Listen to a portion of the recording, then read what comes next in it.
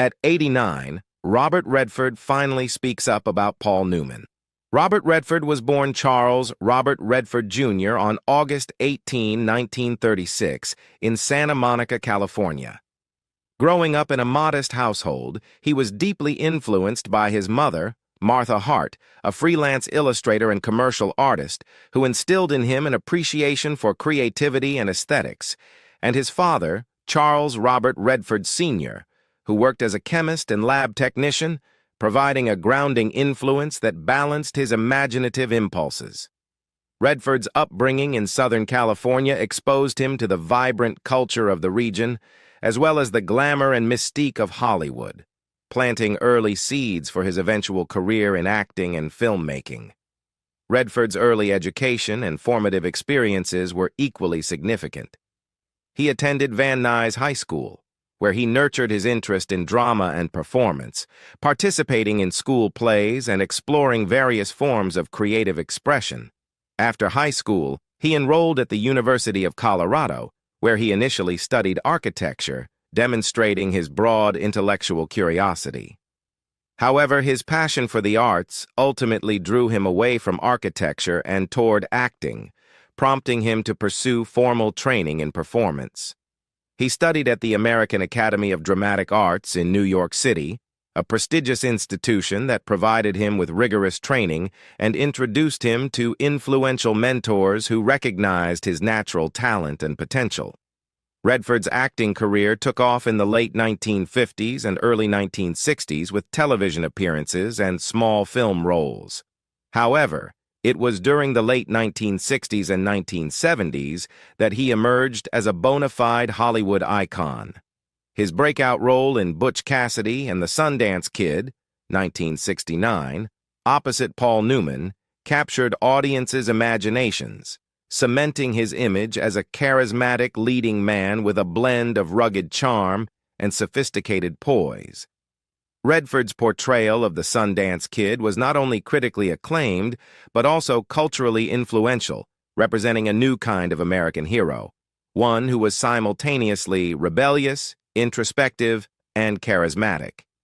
His subsequent roles in films like The Sting, 1973, All the President's Men, 1976, and Out of Africa, 1985, further demonstrated his range as an actor, showcasing his ability to inhabit complex, multidimensional characters and navigate diverse genres, from action and drama to romance and political thrillers. Beyond acting, Robert Redford is celebrated as a visionary filmmaker and advocate for independent cinema. In 1980, he founded the Sundance Institute, a nonprofit organization dedicated to supporting independent filmmakers and nurturing new talent. This initiative gave rise to the Sundance Film Festival, which has become the premier platform for independent films worldwide, launching the careers of countless directors, actors, and writers. Redford's commitment to creative freedom and storytelling innovation transformed the landscape of American cinema, ensuring that emerging voices could challenge conventional narratives and bring unique perspectives to audiences. In addition to his work at Sundance, Redford directed and produced several acclaimed films, including Ordinary People, 1980, which won the Academy Award for Best Picture and earned him a nomination for Best Director, solidifying his reputation as an artist capable of shaping both compelling stories and the industry itself. In the mid-1980s, Robert Redford continued to solidify his reputation as one of Hollywood's most versatile and compelling actors. During this period, he starred in notable films such as The Natural, 1984, a sports drama that showcased Redford's ability to convey both charisma and emotional depth, as he portrayed Roy Hobbs, a baseball player with a mix of talent, vulnerability, and an almost mythic quality that resonated with audiences. Around the same time, he appeared in Out of Africa, 1985, the sweeping romantic epic based on Karen Blixen's memoir, which demonstrated Redford's capacity to inhabit complex characters within rich, scenic storytelling. Beyond his on-screen performances, Redford also began to increasingly explore his passion for directing. This inclination was evident with the Milagro Beanfield War, 1988, a film he directed based on John Nichols's novel, which allowed him to combine his artistic sensibilities with socially conscious storytelling. In this project, Redford navigated a narrative about community, corruption, and cultural identity, proving that his talents extended far beyond acting into a nuanced, observational directorial style. In 1992, Redford further cemented his reputation as a skillful director with A River Runs Through It, a critically acclaimed family drama that delved into themes of familial bonds, personal loss, and the subtle beauty of nature. Starring Brad Pitt and Craig Sheffer, the film allowed Redford to meld lyrical cinematography with intimate storytelling, illustrating his ability to elicit powerful performances from young actors while maintaining a reflective, almost poetic tone. His direction was widely praised for its sensitivity and artistry, reinforcing Redford's stature not only as a screen icon, but also as a filmmaker capable of creating deeply moving cinematic experiences. 2 years later, in 1994, Redford directed Quiz Show, a project that reflected his keen interest in American history and moral ambiguity. The film examined the 1950s quiz show scandals, in which popular television programs were rigged to boost ratings, and offered a pointed critique of media ethics, corporate influence, and the erosion of public trust. By tackling such a controversial and intellectually challenging subject, Redford demonstrated his willingness to confront complex societal issues through cinema, while also showcasing his precision in balancing dramatic tension, character development, and historical accuracy. Redford continued to navigate the dual paths of acting and directing throughout the late 1990s. In 1998, he both starred in and directed The Horse Whisperer, a film that combined a deeply emotional narrative with breathtaking cinematography of the American West. The story, centered on healing, both human and equine, allowed Redford to explore themes of trauma, recovery, and the restorative power of nature. His work on this project highlighted his unique ability to direct himself while maintaining narrative cohesion and emotional authenticity, further solidifying his reputation as a filmmaker of exceptional insight and sensitivity. In the 2000s, Redford remained active both in front of and behind the camera. He starred in the 2007 political drama Lions for Lambs, portraying a university professor in a story that examined the intersections of politics, media, and personal responsibility. While acting in this project, Redford continued to demonstrate his enduring charisma and gravitas. In 2011, he returned to directing with The Conspirator, a historical drama focused on Mary Surratt and the aftermath of Abraham Lincoln's assassination, reflecting his enduring interest in moral complexity, justice, and historical narratives.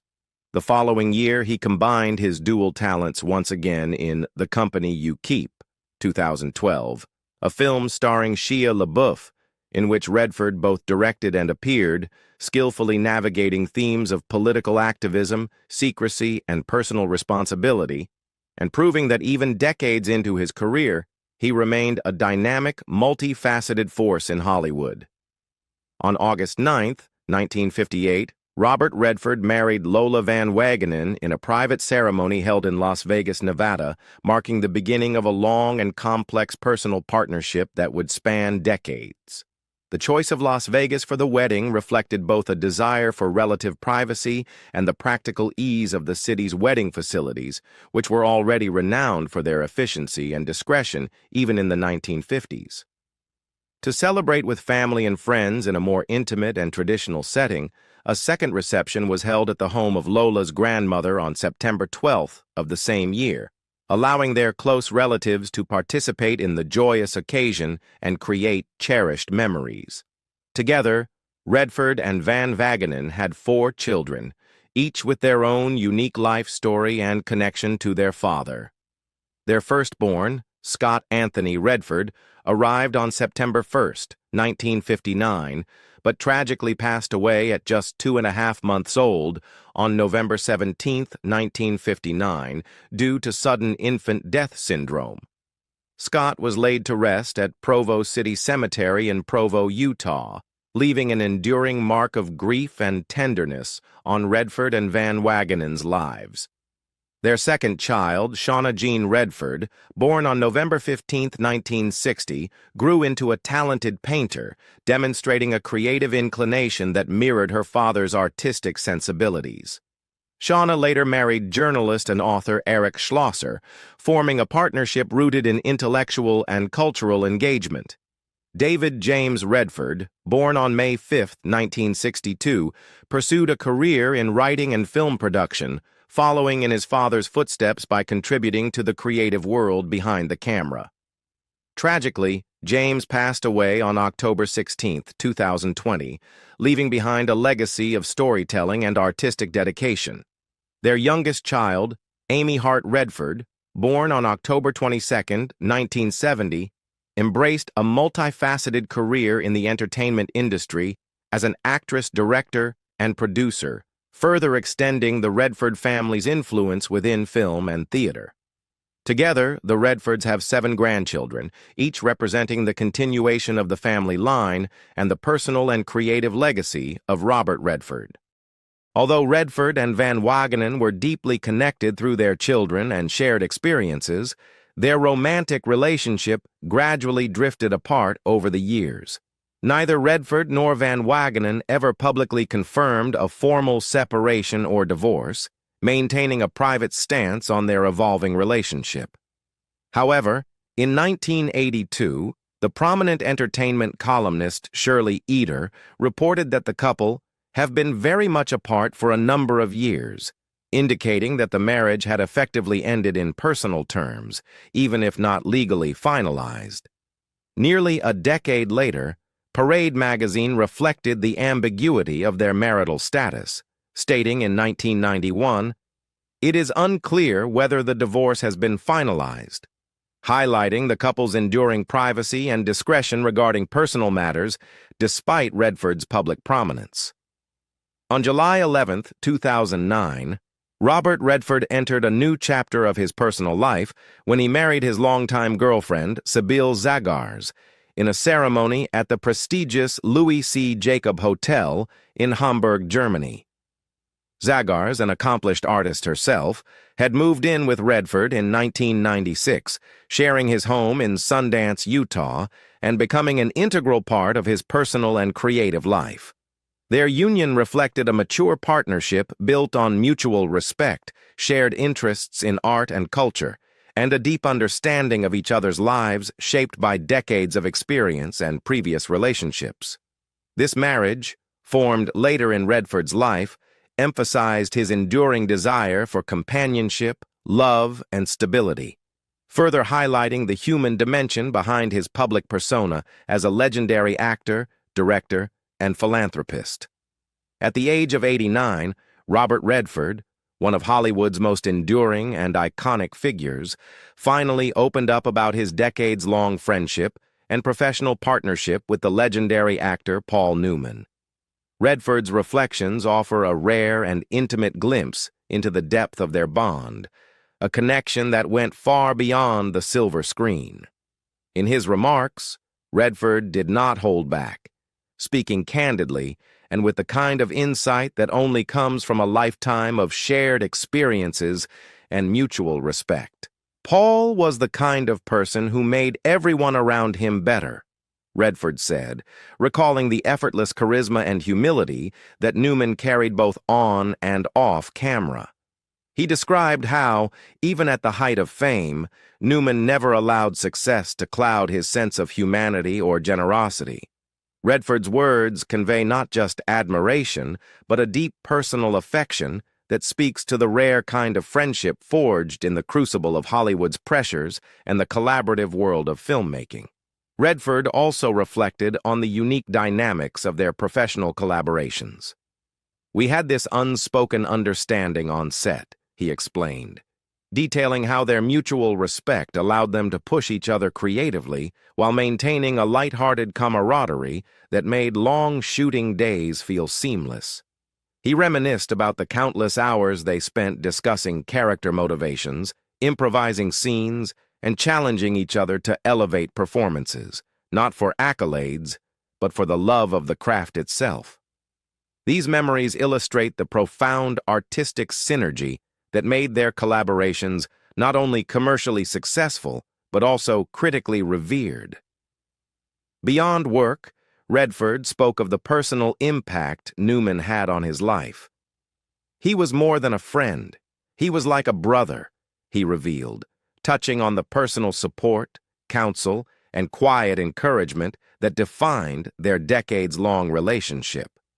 Redford's words suggest that their bond was a rare mixture of companionship, mentorship, and mutual understanding, the kind of friendship that transcends ordinary social connections and leaves an enduring mark on one's life. Finally, Redford expressed a sense of gratitude and nostalgia, emphasizing how Newman's influence extended far beyond their own lives and careers. Paul taught me that success is measured by kindness, integrity, and the impact you have on people, Redford said, underscoring how Newman's legacy is not only cinematic but deeply human. In opening up at this late stage in life, Redford has provided fans, historians, and fellow actors a treasured window into the life of one of Hollywood's greatest duos, a testimony to friendship, artistry, and enduring respect that continues to resonate decades after their first shared frame.